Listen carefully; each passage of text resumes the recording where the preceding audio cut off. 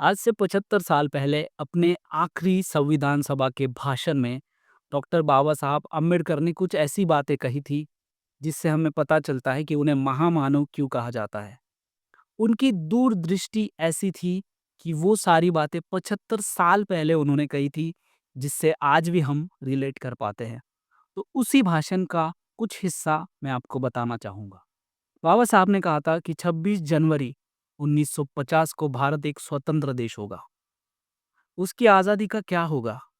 क्या वह अपनी आज़ादी बरकरार रख पाएगा या फिर उसे खो देगा? यही पहला विचार है जो मेरे दिमाग में आता है। ऐसा नहीं है कि भारत कभी स्वतंत्र देश नहीं था। मुद्दा यह है कि एक बार उसने अपनी स्वतंत्रता खो दी थी। क्या वह दूसरी बार भी इसे खो देगा?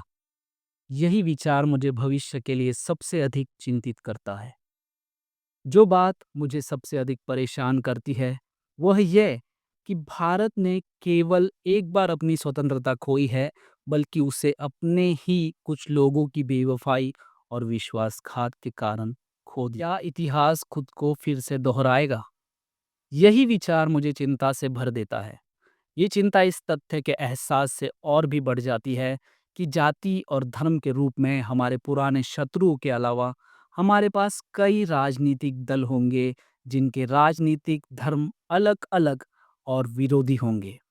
क्या भारतीय देश को अपने धर्म से ऊपर रखेंगे या धर्म को देश से ऊपर रखेंगे? मुझे नहीं पता। लेकिन इतना तो तय है कि अगर दल धर्म को देश से ऊपर रखेंगे तो हमारी स्वतंत्रता दूसरी बार खतरे में पड़ जाएगी और शायद हमेशा के लिए खो जाएगी। इस संभावित स्थिति से हम सभी को दृढ़ता से बचना चाहिए। हमें अपने खून की आखिरी बूंद तक अपनी स्वतंत्रता की रक्षा करने के लिए दृढ़ संकल्पित होना चाहिए। 26 जनवरी 1950 को भारत एक लोकतांत्रिक देश होगा।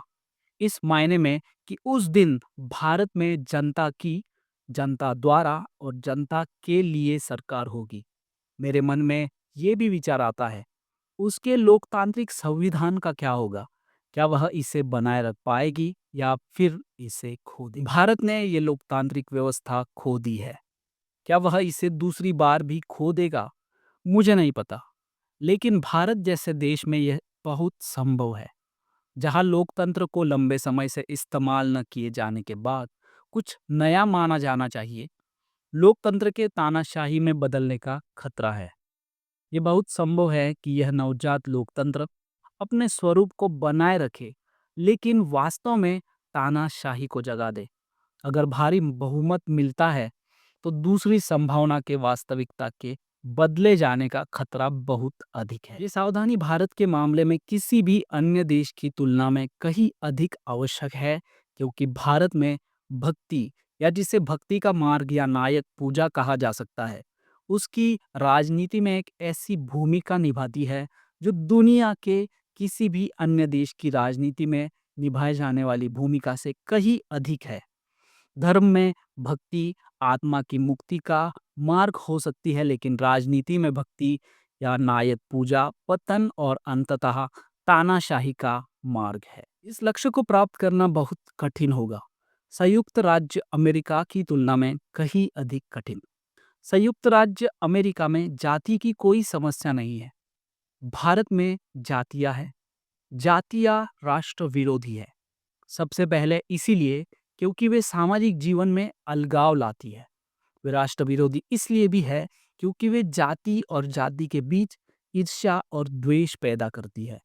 लेकिन अगर हम वास्तव में एक राष्ट्र बनाना चाहते हैं तो हमें इन सभी कठिनाइयों को पार करना होगा, क्योंकि भाईचारा तभी एक तथ्य हो सकता है जब कोई राष्ट्र हो।